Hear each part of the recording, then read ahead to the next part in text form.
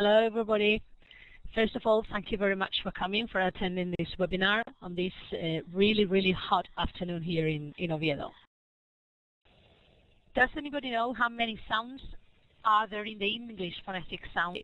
The standard English phonetic system has got 42 sounds, and the problem is that there are only 26 letters. So we need to represent all those sounds by combining those 26 letters, and that's the reason why there are sounds which are represented or are written or spelled with more than one letter. And why is it good to start with phonics at very early ages? One of the main reasons is because it's funny, because we can use a lot of multisensorial activities and tasks to introduce the sounds to children.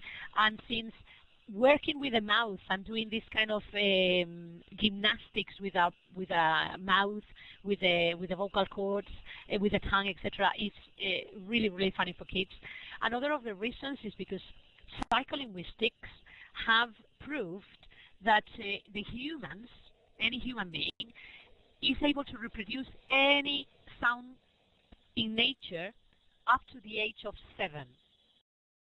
There is a little experiment for you. I'm positively sure that everybody can read Finnish. So there are a couple of sentences in Finnish, and I'll give you 2 seconds to read them.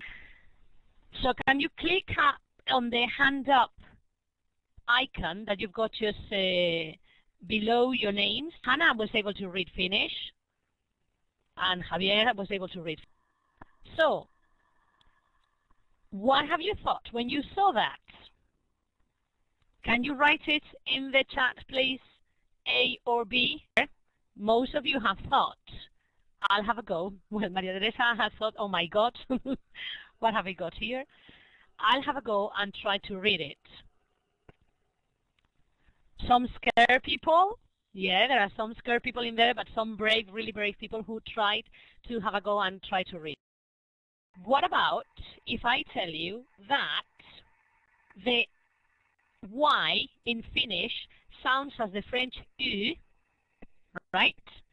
And the A with the 2 little dots on top sounds as the A in English cat.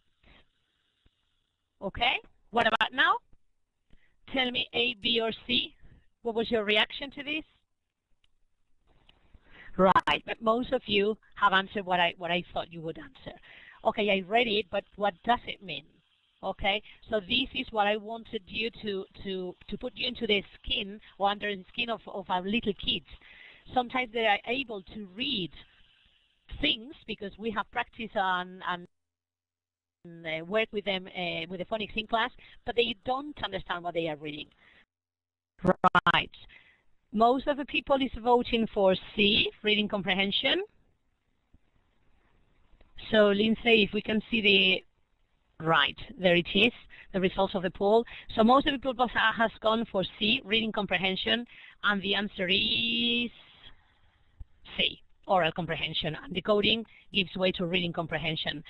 Some people said that it would lead to fluent reading.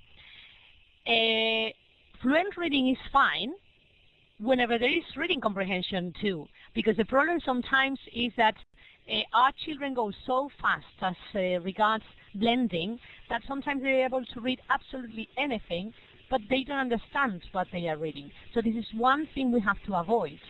Or at every moment, all the time, we have to make sure that children are understanding what they are reading.